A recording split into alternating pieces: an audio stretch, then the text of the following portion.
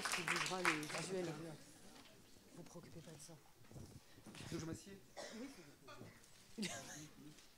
Bonsoir à toutes et à tous. Nous sommes très heureux de retrouver Johan Sfar ce soir sur la scène de l'auditorium du Mage. Son exposition Johan Sfar, la vie dessinée, est présentée en nos murs depuis le mois d'octobre et se prolonge jusqu'au mois de mai et attire chaque jour un public toujours plus nombreux et de tous les âges. Donc nous en sommes vraiment, vraiment très heureux. Vous pouvez découvrir dans cette exposition près de 250 planches et dessins, pour la plupart jamais montrés, mais aussi des carnets, des photographies et des films. L'exposition retrace le parcours de Johan Sfar qui est exceptionnel, vous le savez, dont la créativité se déploie depuis plus de 30 ans dans la bande dessinée, bien sûr, mais également dans le cinéma et la littérature. Donc, à l'occasion de cette exposition, nous avons eu le plaisir de recevoir Johan Sfar à plusieurs reprises sur cette scène pour un grand entretien avec son éditeur Thomas Ragon, également pour un ciné-club où Johan Sfar a décidé de partager avec vous un de ses films cultes, Il était une fois en Amérique de Sergio Leone. Et comme on dit jamais 203, nous avions envie de retrouver Johan encore une fois ici même pour nous parler plus longuement. Donc cette fois-ci, on le laisse tout seul. Et nous lui avons proposé un exercice un peu particulier qu'on pourrait appeler de manière classique une conférence, mais Johan Sfar n'est pas classique. Donc on peut appeler ça aussi un exercice d'admiration ou une conversation imaginaire. Enfin, on va voir, ou peut-être à la fin de cet événement, on trouvera encore un autre terme. Donc restez seulement à trouver de qui Johan Sfar allait nous parler pendant 45 minutes, une heure. Il y a de nombreux écrivains qui peuplent son imaginaire, comme Romain Gary ou Joseph Kessel, mais il y a aussi de nombreux artistes, et notamment des artistes de l'École de Paris, comme Chagall, Soutine et aussi Pasquine. Donc, c'est donc ce dernier que Johan Sfar a choisi pour faire l'objet de cette soirée. Il est vrai que Johan Sfar tisse depuis ses plus jeunes années, on peut dire, une relation particulière avec cet artiste, surnommé le prince de Montparnasse par l'écrivain Hemingway. Pasquine symbolise vraiment le Montparnasse des années folles, où le plaisir et l'exubérance sont érigés en mode de vie.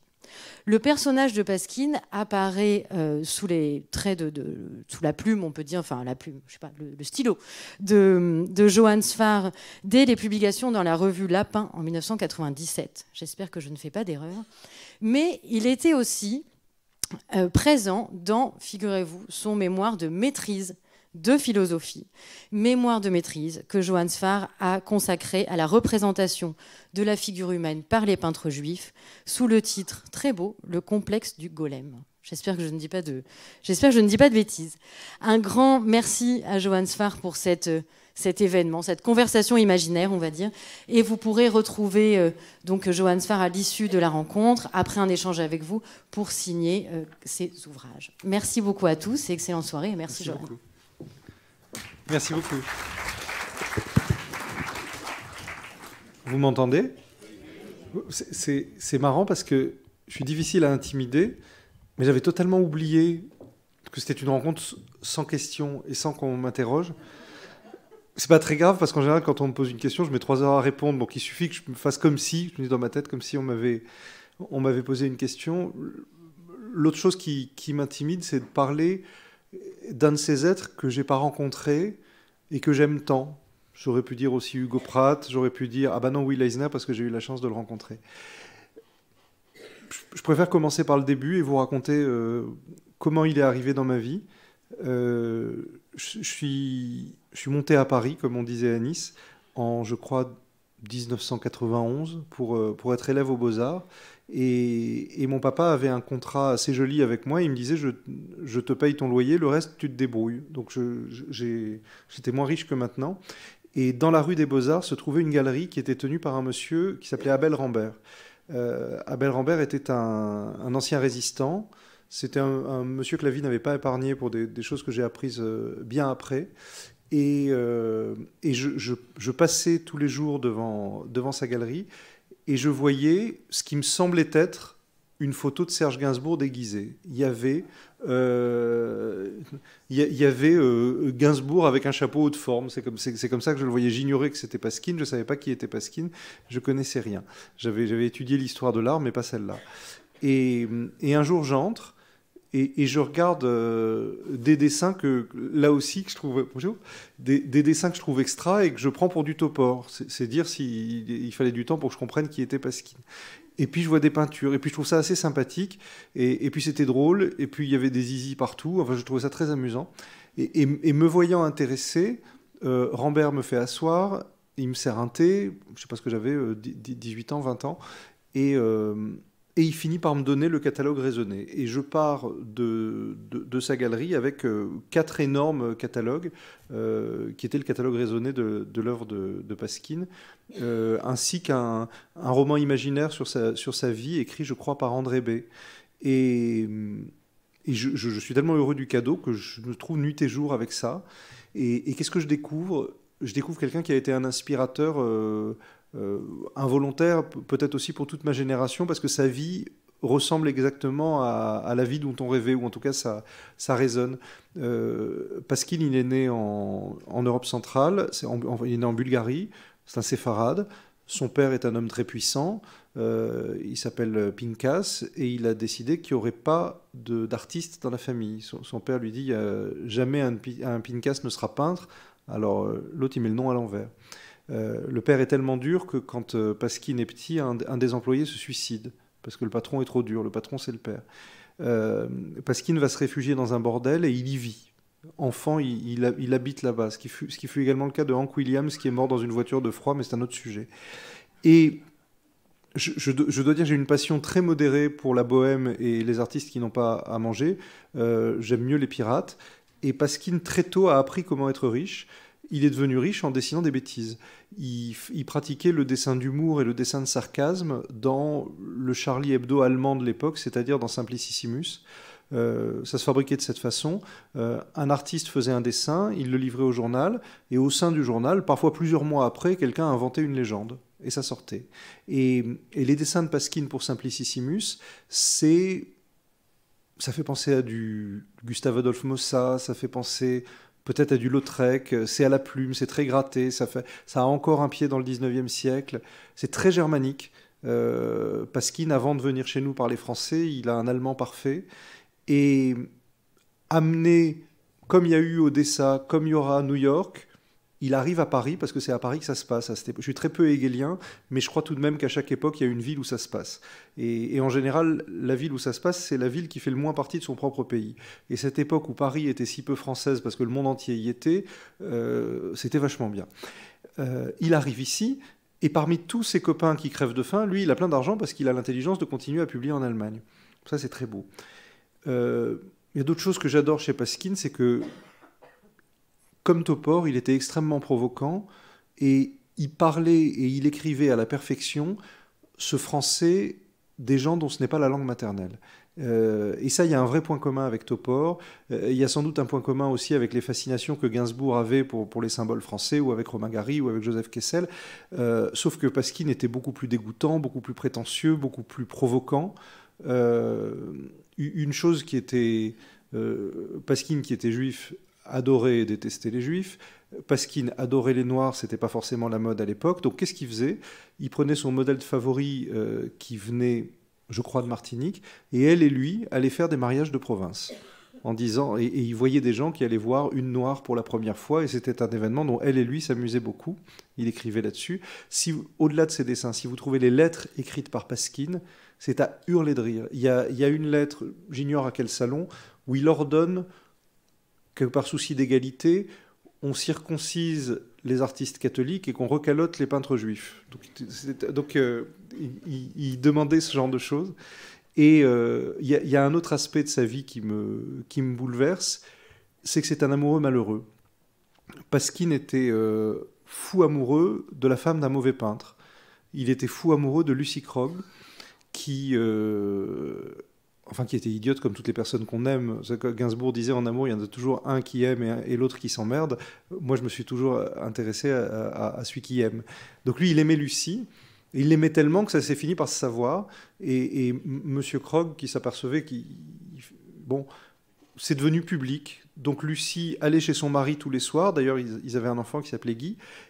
Et pendant la journée, elle venait voir Pasquine. Et elle lui organisait son existence.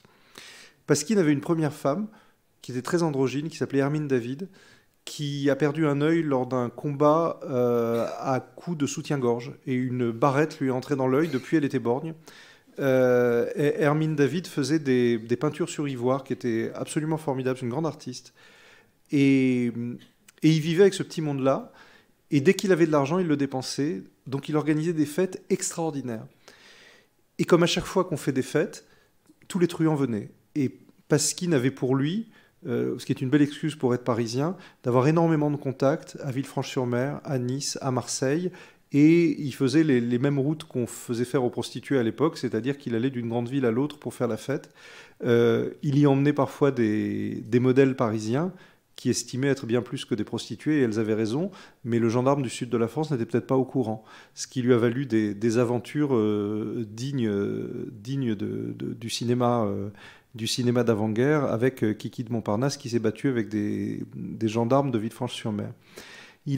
Parmi ses amis truands, je me suis imaginé dans la bande dessinée que l'un d'eux demandait à recevoir des cours de dessin.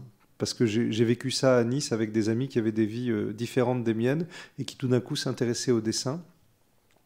Et il avait également un ami étrange qui est un poète noir américain qui s'appelle Claude McKay et qui a exigé de se faire foutre dehors des États-Unis. Claude McKay qui écrivait sur les Noirs, qui écrivait sur les hobos et qui écrivait sur le destin des poètes vagabonds, n'avait pas assez d'argent pour voyager en Europe. Donc il est allé voir les services de l'immigration américains et il les a suppliés de le virer des États-Unis. Il a eu deux chances. La première, c'est d'être viré des États-Unis. Et la deuxième, je ne me souviens plus dans quelle modalité, d'obtenir un salaire de l'administration américaine pour être poète. Donc Claude McKay, avec aucun souci pécuniaire, et Pasquine non plus, se retrouve à Marseille. Et l'idée de la soulographie de ces deux-là à Marseille me fait rêver. Je l'ai évoqué dans la bande dessinée.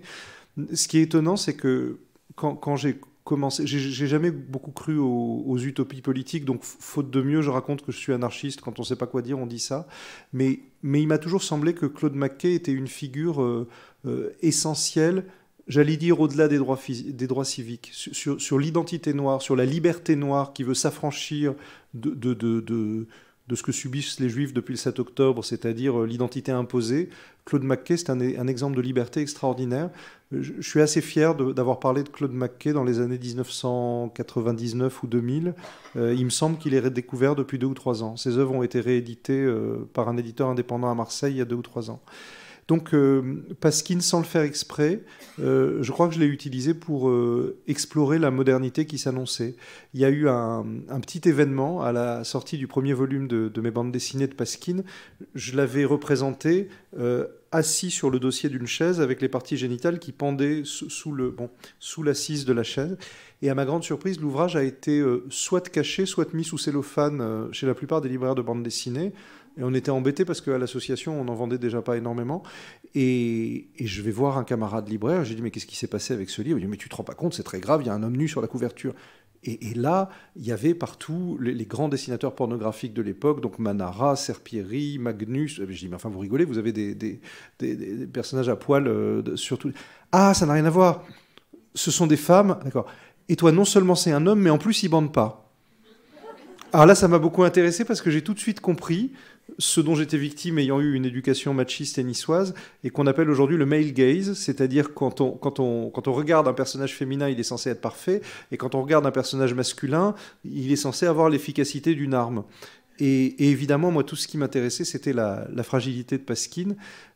Malheureusement pour moi, quand j'ai commencé cette bande dessinée, j'ai très vite eu sur le dos les ayants droit de Pasquine, qui me sont tombés dessus, qui n'étaient pas contents, et qui, par lettre d'avocat, ont exigé que je ne raconte pas que Pasquine était juif, que je ne raconte pas qu'il était homosexuel, et que je ne raconte pas qu'il avait des copains truands.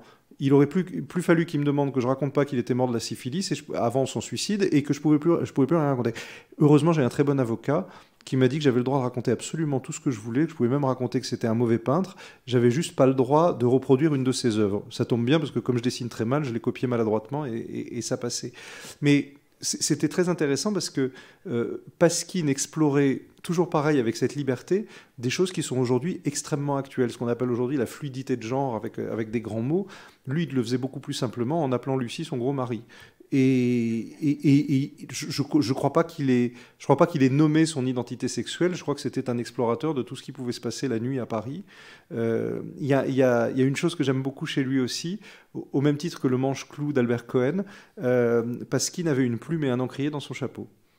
Donc il sortait, et ça me fait penser à Roland Topor. Quand je suis arrivé à Paris, j'habitais rue Guizard, j'étais à côté du Birdland où arrivait Topor tous les soirs à 1h ou 2 du matin, qui est un sosie de Pasquine, et Topor enlevait son chapeau, se mettait au bar, commandait un chili con carne, pétait et riait toute la soirée, y partait, et entre-temps, j'avais pas osé lui adresser la parole. Mais parce qu'il y avait une très belle expo à l'époque où la CEITA, pour se faire pardonner de donner des cancers à tout le monde, faisait de très belles expositions. Ils avaient fait une expo de Pasquine qui s'appelait Graver la nuit.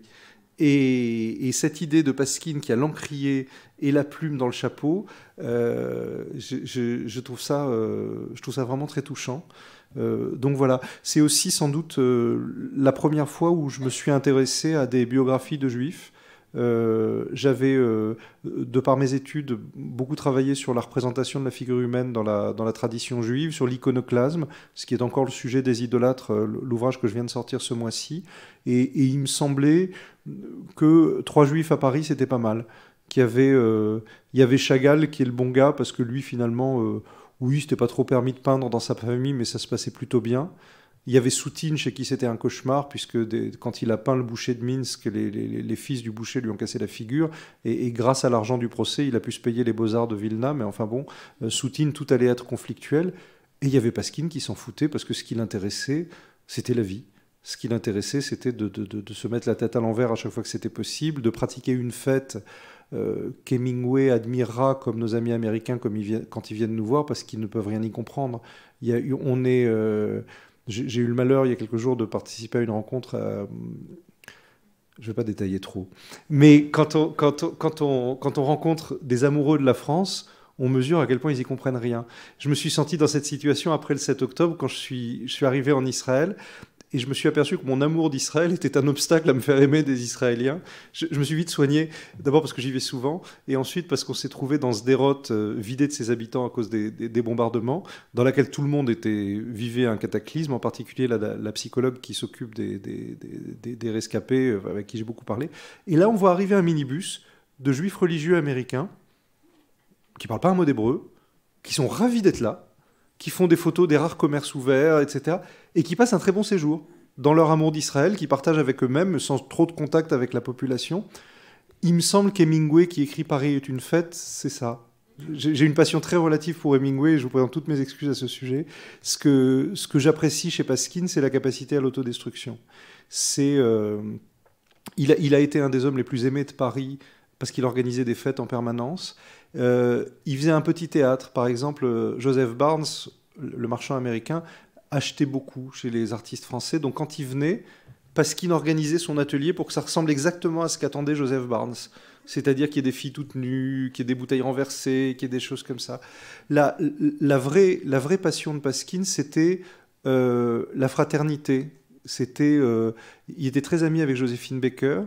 Et quand il voyait un jeune modèle ou une jeune femme à Paris qui n'allait pas bien et qui n'était pas à sa place, il la présentait à Joséphine Baker, qui l'emmenait à New York et qui la mettait dans son école de danse. Donc cette espèce aujourd'hui, on va nous dire avec de très grands mots qu'il faut reconnaître l'importance du modèle, que le modèle est aussi important. Mais enfin, Pasquine, il n'avait pas besoin qu'on lui explique. Ils étaient une bande d'amis, ils faisaient une espèce de carnaval permanent dans lequel, bien qu'on fût 70 ans avant le sida, tout le monde mourait en permanence parce qu'il y avait la syphilis, il y avait toutes sortes de choses. Mais enfin, ils faisaient la fête. Et je trouve ce personnage bouleversant. Et quand on est venu me chercher pour faire du cinéma, j'ai dit 7 fois non au Chat du Rabbin, pour plein d'autres réalisateurs qui voulaient le faire. Et Dargaud, un jour, m'a mis face à mes responsabilités. Ils m'ont dit, tu ne justifies même plus tes refus. Maintenant, soit tu le fais toi-même, soit tu acceptes que quelqu'un d'autre le fasse. Donc j'ai accepté qu'on fasse un dessin animé sur le chat et je m'y suis collé. Et là-dessus, un producteur m'a appelé pour faire, j'allais dire, du vrai cinéma, du cinéma avec de vrais acteurs. C'était Marc Dupont-Avis. Et il m'a dit, je t'appelle pas pour prendre ton best-seller, je voudrais faire le film que tu rêves de faire. Et je lui ai dit, mais c'est pas compliqué, j'ai fait la bande dessinée sur Pasquine parce que j'avais pas les moyens de faire un film, je voudrais faire un film sur Pasquine. Et on y réfléchit 2 minutes, et comme je supporte pas le cinéma en costume, quand on fait des films d'histoire en cinéma français, on a l'impression qu'on a toujours les mêmes chemises, les machins, je ne supporte pas. Et il m'est apparu au bout de 10 minutes que Pasquine, aujourd'hui, c'était Gainsbourg. Et que j'allais raconter mon Pasquine en mettant Gainsbourg. Et là, il s'est détendu, Marc Dupont-Avis. Il m'a dit, écoute, ça n'arrivera pas, puisque la famille Gainsbourg dit non à tout le monde depuis 19 ans, depuis qu'il est mort, donc détends-toi, ça ne se passera pas. J'aimais déjà beaucoup la musique manouche à l'époque. Je descends sous la pluie dans la rue à République, en bas des bureaux de la société de Marc Dupont-Avis. Je ne connais pas beaucoup de célébrités, et lui c'était une célébrité peut-être juste à mes yeux, mais dès que j'ai mis un pied dans la rue, je vois Tony Gatliff, qui avait... Déjà il a sa tête d'habitude d'ananas, mais il pleuvait, alors il y avait un kawaii. Bonjour la tête de Tony Gatliff comme ça. On ne se connaît pas, il ne sait pas qui je suis, et il me regarde, il me fait ça. Et là tout de suite je me suis dit ça va bien se passer. Ça s'est pas bien passé, mais on l'a fait. Mais tout ça pour dire que il me lâche pas, ce Pasquine, d'autant que j'avais une tare à l'époque, c'est que j'étais en couple, j'étais très fidèle, je m'intéressais qu'au dessin, donc j'ai pas eu la vie dissolue dont on rêve quand on est étudiant à Paris. Donc j'ai mis toute ma frustration sexuelle dans les aventures de Pasquine.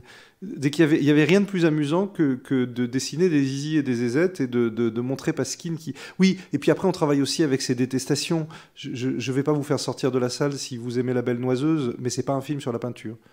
La Belle Noiseuse, c'est un film sur un vieux monsieur qui désire Emmanuel Béard et on ne peut pas lui reprocher. Simplement, c'est pas comme ça qu'on fait du dessin ou de la peinture. La façon, alors, parce que j'étais fidèle, mais je faisais quand même du dessin d'après nature en permanence, donc je connais un peu ce truc-là. Ça n'existe pas d'être fou amoureux et transi face à un modèle à qui on met des jolis mots pendant qu'on l'a peint. De même que ça n'existe pas entre artistes de parler d'art, c'est pas ça qu'on fait. Ce qui se passe quand on souhaite faire le portrait de quelqu'un, s'il y a trop de désir, on fait l'amour avant. Ou s'il n'y en a pas du tout, là on peut travailler. Mais enfin, il y a un truc. Et ce que j'essayais de montrer avec Pasquine et avec ces histoires de peintre et de modèle, c'est le ridicule des notions de peintre et de modèle. C'est le fait qu'on ne peut pas être enfermé dans une pièce avec une personne qu'on dessine et qu'on peint sans lui parler, sans discuter, sans subir ses odeurs, sans avoir son appétit. Donc ce travail-là m'amuse beaucoup. Et j'ai mis dans Pasquine tout ce dont je rêvais, bonjour Manon, tout ce dont je rêvais au sujet de la vie d'artiste à Paris. Et je dois dire que je ne suis pas seul. Je crois qu'il y a un phénomène générationnel chez tous les camarades qui sont arrivés à Paris en même temps que moi et qui ont fait ce qu'ils ont pu avec les bandes dessinées, mais qui ont fait avec les bandes dessinées quelque chose de peut-être un petit peu différent de la génération précédente. Et on s'est tous plongés avec délectation, d'un côté dans les artistes de l'école de Paris, de l'autre dans les musiciens, mais également dans les illustrateurs de cette époque-là, dans le salon de l'Araignée qui mélangeait allègrement des illustrateurs, des dessinateurs comme Gus Boffa, mais également des romanciers. Et je crois que dans le dessin de camarades de ma génération, qu'il s'agisse de Blutch, qu'il s'agisse de Berberian, qu'il s'agisse de Christophe Blain, qu'il s'agisse de notre ancêtre Jacques Tardy, qui est notre maître à tous, la fascination pour Gus Boffa est omniprésente. Le voisinage avec Pasquine existe. Le cousinage avec ces dessinateurs et peintres d'Europe de l'Est ou d'Allemagne qui venaient avec une connaissance passionnée du graphisme, de la lettre, de l'illustration. Illustrer un livre pour enfants, pour Chagall ou pour Pasquine, c'est pas une insulte, c'est pas déshonorant. J'ai eu le malheur d'arriver aux Beaux-Arts de Paris dans les années 1990, à l'époque où savoir dessiner était pratiquement motif d'exclusion pour certains ateliers d'art contemporain. Heureusement, aujourd'hui, c'est l'inverse. Heureusement, aujourd'hui, aux Beaux-Arts et dans toutes les écoles d'art contemporain, la cohabitation, comme on disait sous Chirac, entre les dessinateurs et les plasticiens peut pas mieux se passer, parce qu'on a compris que c'est la même discipline. Bon, cette intelligence, elle était déjà chez Pasquine. Une autre chose qui me plaît infiniment chez lui, et ça c'est l'enseignement de mon maître Debord, Debord nous disait qu'avant d'être une discipline artistique, le dessin est une science humaine. Quand quelqu'un venait dire à Debord « moi je ne sais pas dessiner », Debord répondait « aucune importance, c'est uniquement une question d'intelligence ». Le dessin, si c'est une science humaine, c'est une manière de décrire le monde, de le comprendre, de l'attraper. Et il me semble que bien avant Hugo Pratt, Pasquine, c'est un dessinateur qui voyage et qui raconte ses voyages de manière viscérale. Donc quand il va à Cuba, il raconte Cuba. Quand il va au Maghreb, il décrit ce qu'il voit. Et il le fait de manière beaucoup plus humaine et beaucoup plus bienveillante que les orientalistes. Il y a chez Pasquine une façon de se mettre en fraternité très chrétienne avec ses modèles. Il regarde jamais la cubaine ou la maghrébine avec concupiscence. Ils vont... D'abord, je pense que leur sexualité sera beaucoup plus intéressante parce qu'ils baisent comme des camarades. Je n'imagine pas une seconde Pasquine avoir une sexualité conquérante. Je n'imagine pas une seconde Pasquine, qui se voyait lui-même tellement absurde, avoir un comportement de colon. Pasquine avait un comportement de truand. Et j'imagine que vous partagez ma passion pour Duvivier. À chaque fois que je vois Duvivier, je me demande à quel coin de rue Pasquine va sortir. Quand je vois la Bandera, pour moi, Pasquine doit sortir au milieu des... Ce que j'ai beaucoup aimé aussi chez Serge Gainsbourg, parce que aujourd'hui, on ne sait plus qui est Serge Gainsbourg, donc tout le monde dit, mais comment vous pouvez aimer un trick qui écrivait des choses aussi dégueulasses? Quand il disait SS in Uruguay, il ne se prenait pas pour un nazi. Il faisait ça pour emmerder le monde. Ce qui me plaisait beaucoup chez Gainsbourg, c'est sa capacité d'être copain avec le mec qui ramassait ses poubelles et avec le flic qui appelait quand il avait un souci, et de terminer sa nuit au commissariat. Je crois qu'il y avait vraiment ça chez Pasquine. Il y avait vraiment l'idée que sans la vie, il n'y aura pas ce dessin-là, il n'y aura pas cette peinture-là. Sans le modèle, il n'y a pas le dessin qui va faire rire le public allemand et grâce à qui on pourra payer une fête à Paris. Il y a une très belle histoire, parce que quand on tire je ne me prends pas pour Pasquine et je ne prends pas mes copains pour les peintres de Paris, mais on les a tellement copiés que forcément. Si vous commencez à vous intéresser à mon cas, pas loin après, vous allez avoir Marjane Satrapi, pas loin après, vous allez avoir Emmanuel Guibert, bientôt il y aura Christophe Blain, bientôt il y aura Riyad Satouf, donc il y aura toute une petite tribu. Chez Pasquine aussi. Pasquine, ça a été à Paris l'ouverture sur les peintres et les dessinateurs allemands. Et ça, c'est essentiel parce que pour moi, l'Allemagne, c'est le dessin.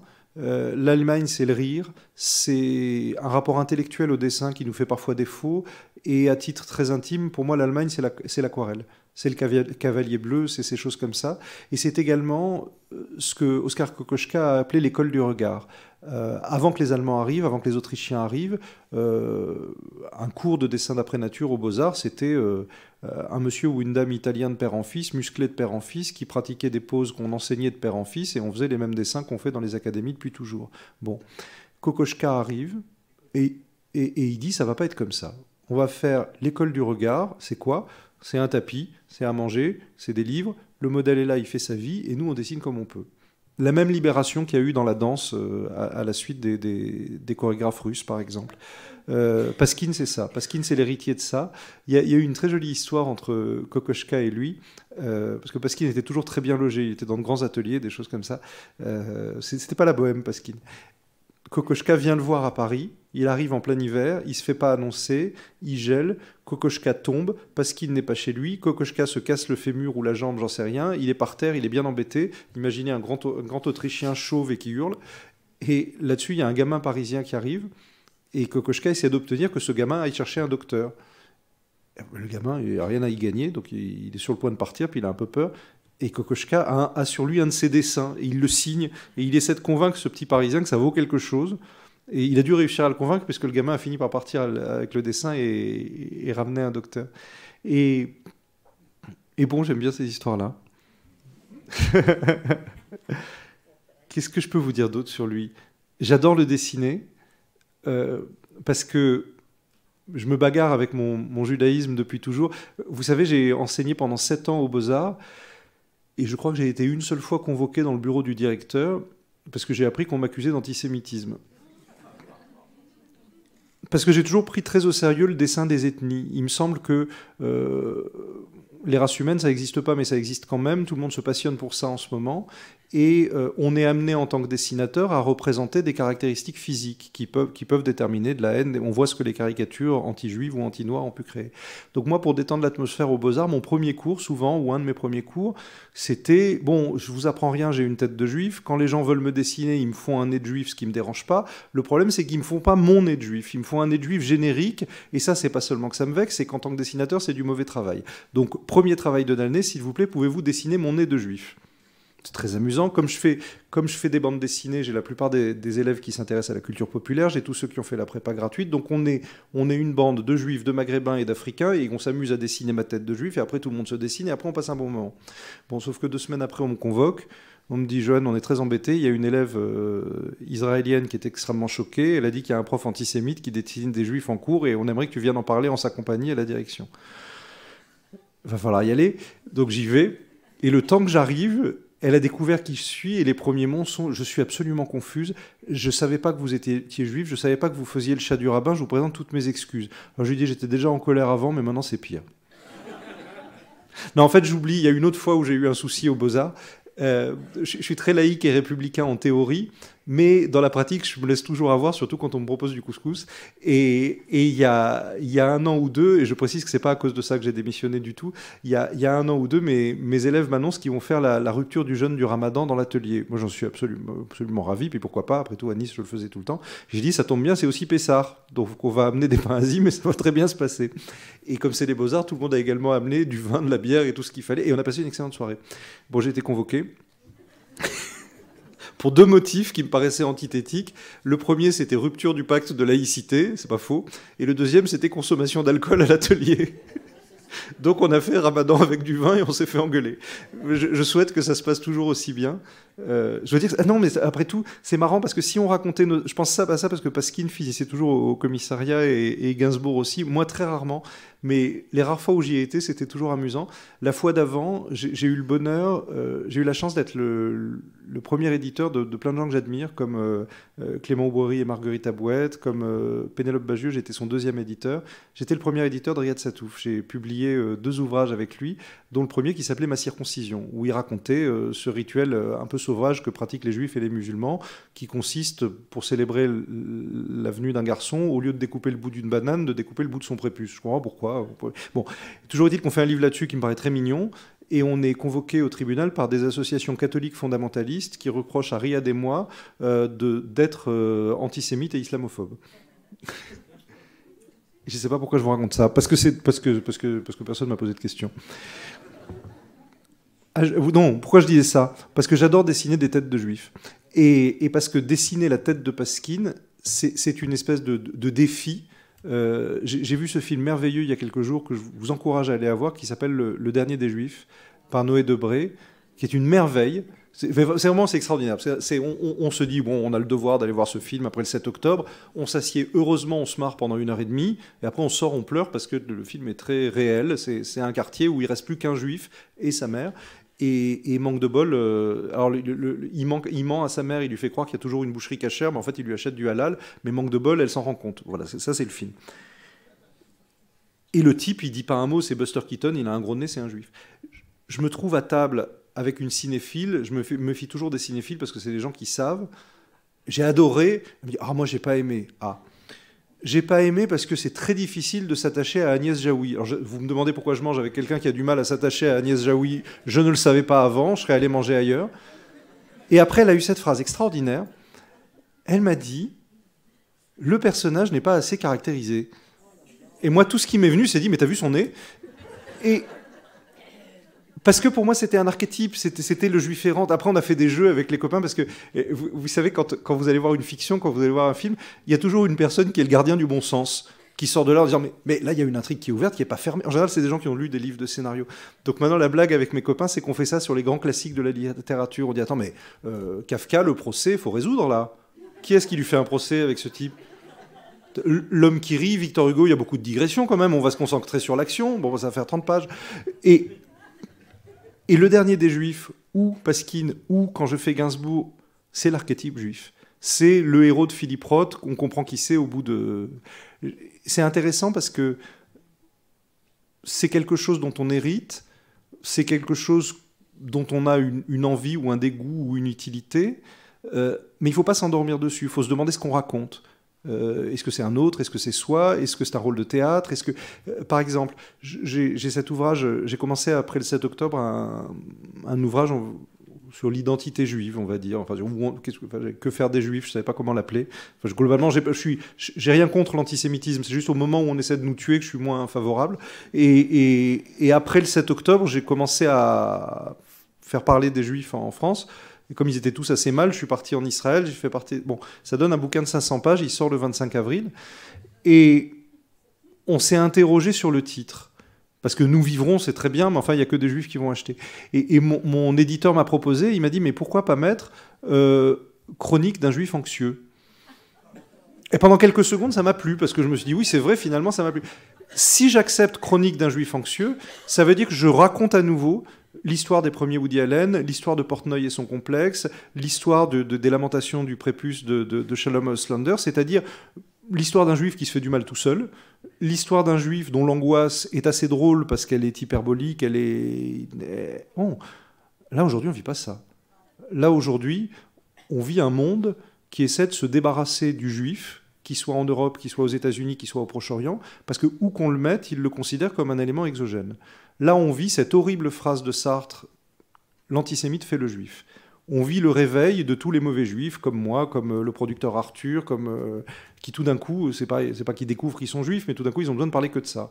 Pour eux, bon, bah, on va me tuer, mais j'aurais parlé. Alors là, ça peut plus être un juif anxieux. C'est un juif quoi? Et ce jeu avec ce personnage-là, dessiner Pasquine, dessiner un faciès juif et voir ce qu'on en fait, ça vaut pour toutes les minorités. Quand j'ai eu le bonheur d'être l'éditeur de Aya Diopougon de Marguerite Abouette et Clément Aubry, Marguerite m'a expliqué le principe en quelques mots. Elle m'a dit, écoute, c'est la chronique joyeuse d'une ville africaine où tout se passe bien, mais tout le monde est africain, et tu verras, au 4e tome, il y a un Parisien qui va arriver, il est africain aussi. Et le but, c'est comme dans le Chat du rabbin, c'est qu'au bout de 2 pages, il n'est plus question d'exotisme, et les faciès, ils acquièrent une normalité. Ça devient ce à quoi on s'identifie. Le seul problème qu'on a eu, je m'en souviendrai toute ma vie, parce que de même les juifs qui me reprochent de dessiner des juifs trop juifs, on a la soirée d'ouverture du premier livre de Aya, et je me trouve avec beaucoup d'intellectuels africains, beaucoup d'universitaires qui sont ravis que ce livre existe, parce que ça marche, etc. Et il y en a un qui vient m'expliquer que les noirs ne sont pas assez noirs dans l'ouvrage. En fait, il avait raison. Les noirs dans Aya, ils sont marrons, mais on n'a pas voulu du tout les rendre plus blancs, c'est pas ça. C'est Marguerite qui m'a sauvé, qui est arrivée, qui a dit mais quand on les mettait vraiment noirs, on les voyait moins. Bah moi c'est un petit peu pareil. Comme c'est pas du cinéma, comme c'est du dessin, si je les dessine moins juifs, on va pas comprendre. On va pas comprendre. Par exemple, quand on me dit qu'un type est un séducteur, moi j'ai toujours besoin de savoir s'il est beau ou s'il est pas beau. J'ai un beau-frère qui est le plus beau mec du monde. Il est ancien mannequin Lagerfeld, il est tombé par terre, il a des yeux bleus, il est beau comme ma femme, mais en homme. Bon. Donc si vous voulez, mon père c'est pareil, on le prenait pour Sacha Distel. Le mari de Marjane Satrapi, c'est le sosie de cet acteur qui était dans Coup de foudre à Notting Hill. Quand il arrive dans un restaurant, on lui offre des cigares parce qu'on prend pour lui. Bon, que ces gens-là séduisent, qu'est-ce que vous voulez, c'est la nature des choses, ils n'ont rien fait pour, ils peuvent même se permettre d'être cruels. Bon, si on me montre Pasquine, ça m'intéresse davantage. C'est un type avec des mouvements qu'on qualifierait aujourd'hui de féminins. C'est un type avec un léger surpoids, donc je sympathise. Il a un visage, on dirait Henry Kissinger, et il parvient à en faire quelque chose. Mon grand-père, qui avait l'air d'un savant atomiste ukrainien, qui avait une énorme tête et un tout petit corps, quand il passait, selon lui, d'une de ses chambres d'hôtel à l'autre, à la porte desquelles, selon ses mots, l'antisémitisme s'arrêtait, j'aimais bien parce qu'il y était allé... par son intelligence, par sa capacité à la fraternité. Enfin, je trouve que séduire quand on est moche, c'est toujours beaucoup plus... Vous vous souvenez, quand des types comme Serge Gainsbourg est arrivé, la manière dont on expliquait qu'ils étaient moches, la manière dont leur visage était pratiquement une insulte. On dirait qu'il avait fait exprès d'avoir cette tête. Et c'est drôle parce qu'il y a eu un changement. Sur la fin, Gainsbourg, c'est devenu un canon de beauté. C'est devenu quelque chose... Il n'y aurait pas Pierre Ninet, vous voyez. Bon... Donc voilà, donc on hérite de ça et on s'amuse avec cette tradition graphique. Et puis pour finir, Pasquine, c'était l'occasion pour moi de faire de la pornographie. J'ai j'ai tout de suite compris que je ne savais pas trop faire des bandes dessinées pour que les lecteurs et les lectrices se masturbent. D'abord parce que ça me met mal à l'aise. Il y a un seul camarade auteur qui m'a dit qu'il se masturbait sur les bandes dessinées de Paskin. Je ne vais pas dire son nom, mais il est belge et depuis on se voit moins. Parce que je sais pas, je suis ravi qu'il le fasse, mais je préférais qu'il le fasse sur d'autres créations que les miennes. Mais, mais représenter la pornographie, c'est pas forcément exciter son lecteur ou sa lectrice. C'est mettre les personnages en situation de fragilité, c'est faire sans le dire un travail sur, oui, sur l'identité et les caricatures liées au genre de chacun. Et c'est aussi faire du dessin d'anatomie. Moi, je suis toujours très embêté par tous les ouvrages aujourd'hui qui ont les plus grandes intentions politiques et les intentions les plus louables sur le corps, la libération du corps, le changement du corps, fait par des gens qui ne savent pas dessiner un corps humain. Il y a un moment, quand on n'aime pas, on ne fait pas. Moi, j'aime pas dessiner les voitures, je fais assez peu de livres avec des voitures. Je ne vais pas le citer, mais j'ai un ouvrage à la maison, alors pour me faire plaisir, on l'a mis dans les toilettes, sur l'histoire de la sexualité ou ceci ou cela. Il n'y a pas une anatomie qui se tient dans le bouquin. C'est pas possible. Si on n'aime pas, on fait pas. Et dessiner Paskin, pour moi, c'est dessiner des nus qui s'attrapent, qui s'endorment, qui s'ennuient, qui savent pas qu'ils sont observés, qui trouvent que la nuit est un peu trop longue, ils aimeraient partir, mais ils osent pas. Et ça doit être ma nature, ça doit être mon anxiété, mais dans la vraie vie, j'aime bien quand ça se passe bien, le sexe. Mais dans les histoires, j'aime mieux quand c'est une catastrophe. Donc, d'ailleurs, c'est cette phrase, la seule fois où j'avais croisé Jacques Dutronc, il a eu cette phrase un peu... Parce que quand on est vieux, on veut être un prophète. Il avait dit « L'alcool, le tabac, le sexe, ça va ensemble ». Qu'est-ce qu'il voulait dire? Alors, j'ai mis très longtemps à comprendre. C'est que le sexe va se passer bien quand on est complètement bourré parce qu'on était préoccupé par l'alcool. Bon, je comprends. Mais moi, j'aime bien quand ça se passe mal. J'aime bien dessiner des orteils, j'aime bien dessiner des poils, j'aime bien dessiner des plis.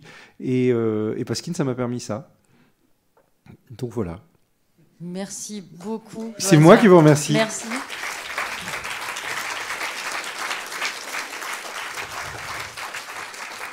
On peut maintenant vous donner la parole si vous avez des questions. C'est à votre tour de libérer Johan Sfar de ce monologue et d'échanger avec lui.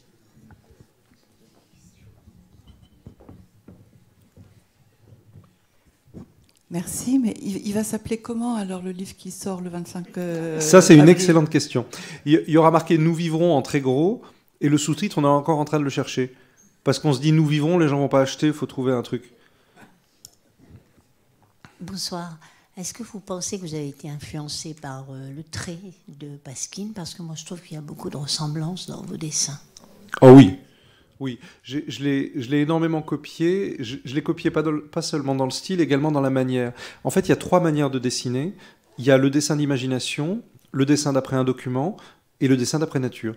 Et je m'efforce de pratiquer les 3. Et ça, c'est aussi une grande influence des mangas japonais. Dans les mangas, il y a très souvent dans la même page des dessins de styles différents. En bande dessinée franco-belge, quand j'ai commencé, ça n'existait pas. Et en copiant des mangas et en copiant des dessinateurs d'après nature comme Paskin, je me le suis autorisé.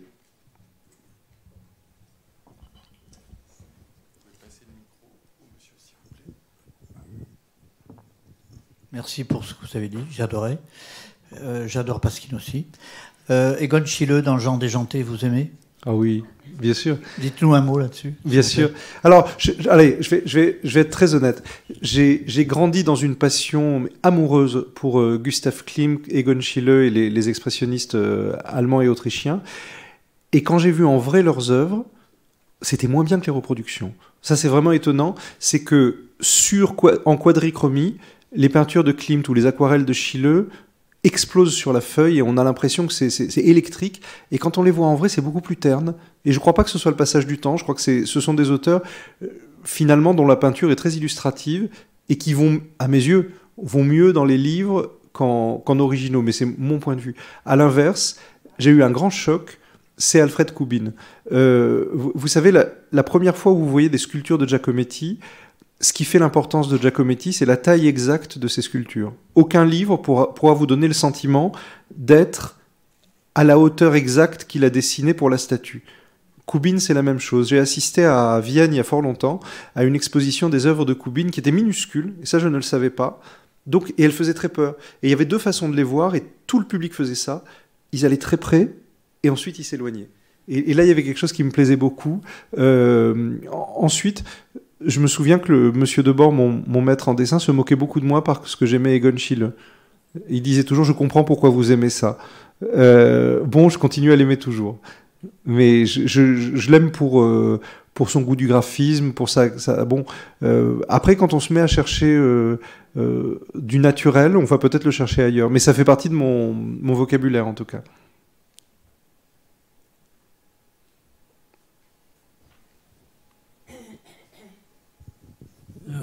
Bonsoir.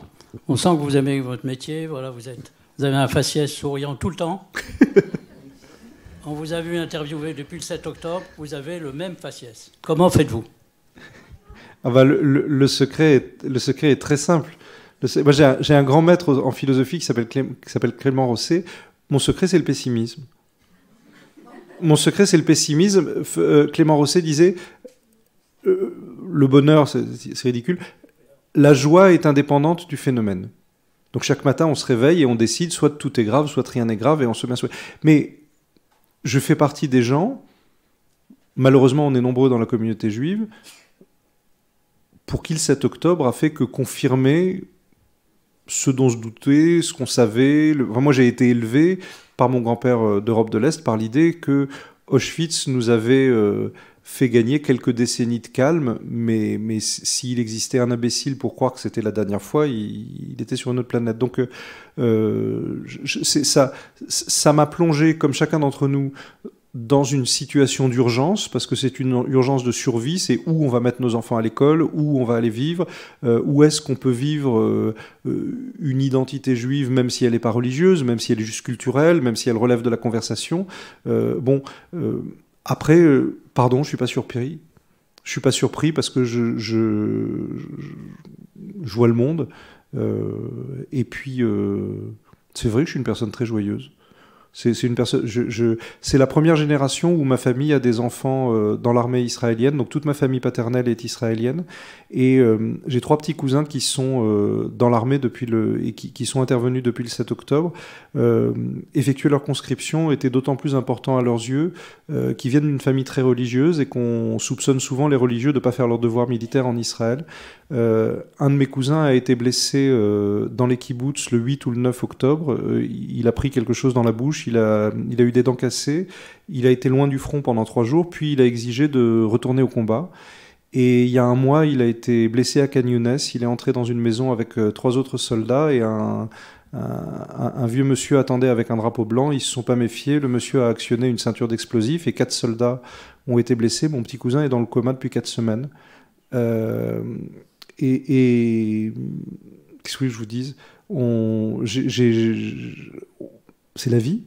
Il y a une chanson de Georges Brassens que j'adore, qu'il n'a pas chanté de son vivant, que ses copains ont chanté après sa mort. Honte à qui peut chanter pendant que Rome brûle, et il répond, elle brûle tout le temps.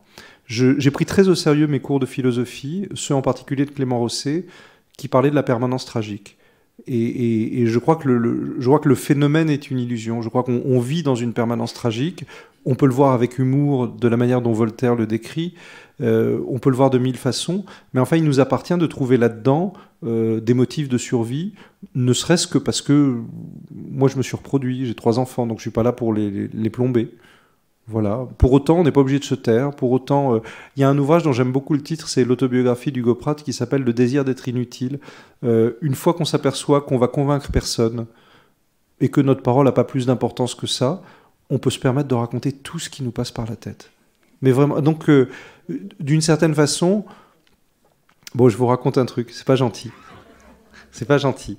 Depuis le 7 octobre, j'ai gagné beaucoup de copains, mais j'en ai perdu quand même quelques-uns. Pourtant, j'ai jamais défendu Benjamin Netanyahou, j'ai jamais défendu la guerre. Je suis un juif très arabe. Quand je vais en Israël, je vois autant d'arabes que... j'ai juste dit après le 7 octobre que c'était pas très bien de massacrer des juifs. Bon. Et là, j'ai un projet, parce qu'il me semble que les Israéliens ne savent plus parler d'eux-mêmes. Il me semble qu'on n'entend pas les voix palestiniennes pour de nombreuses raisons. L'une d'entre elles est le boycott d'Israël. J'ai parlé avec des artistes formidables palestiniens comme Hicham Suleiman qui me dit « Tu te rends compte, il y a Israélien sur mes papiers, donc on ne peut pas voir mes pièces dans le monde arabe. » Bon. J'ai un grand projet qui consiste à lever des fonds pour promouvoir de la télévision et du cinéma israélien et palestinien pour entendre de nouveaux narratifs sur cette région. Et Et j'essaie de solliciter des producteurs pour qu'ils viennent avec moi faire ça.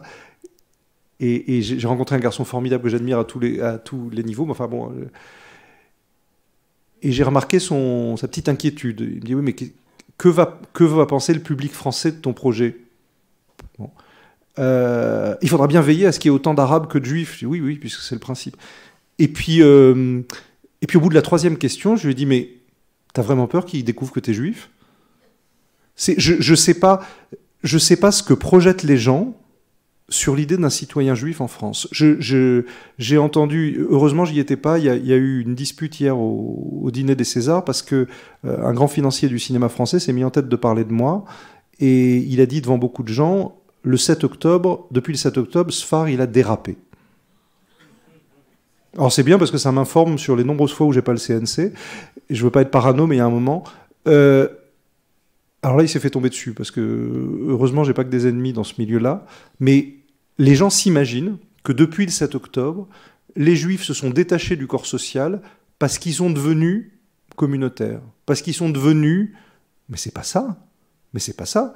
C'est qu'il y a un moment où il y a une inquiétude de survie. Moi, je dois rappeler que j'ai aucun problème avec l'antisémitisme littéraire. Les auteurs antisémites, j'ai l'habitude. J'étais très copain avec Ciné. Je suis un grand lecteur de Louis-Ferdinand Céline. Ça me pose aucun problème. Ce qui m'ennuie, c'est quand on nous tue.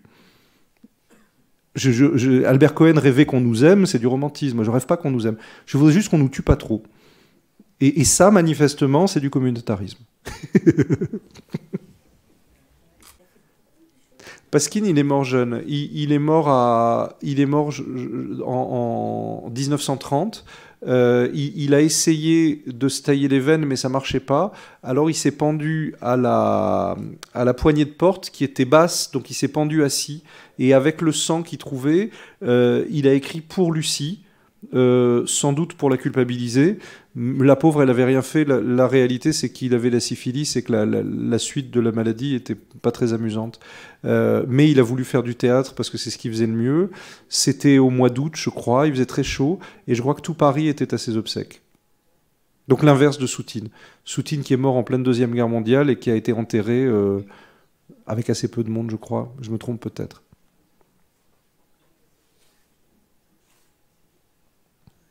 Mais oui, il a dessiné tout le temps. Il a dessiné tout le temps, mais enfin, il n'a pas vécu vieux.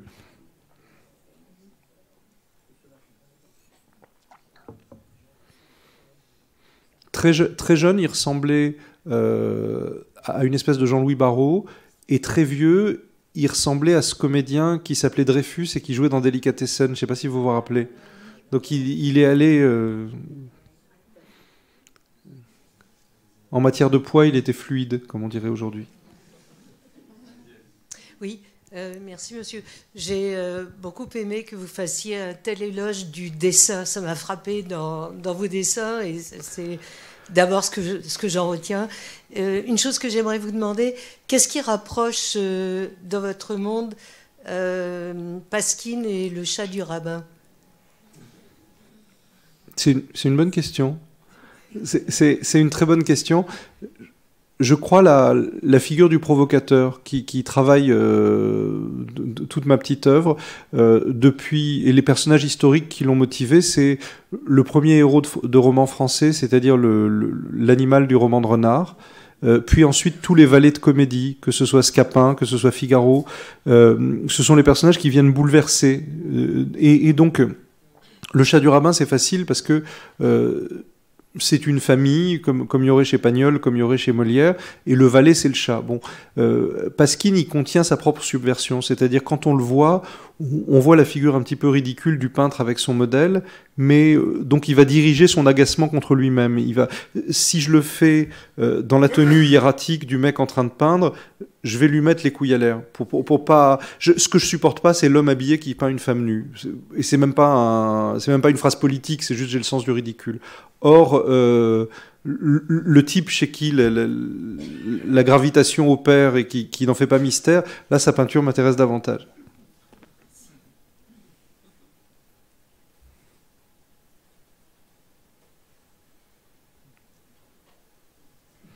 Ben, alors, c'est peut-être à moi de vous remercier pour m'avoir subi. Je vous remercie beaucoup.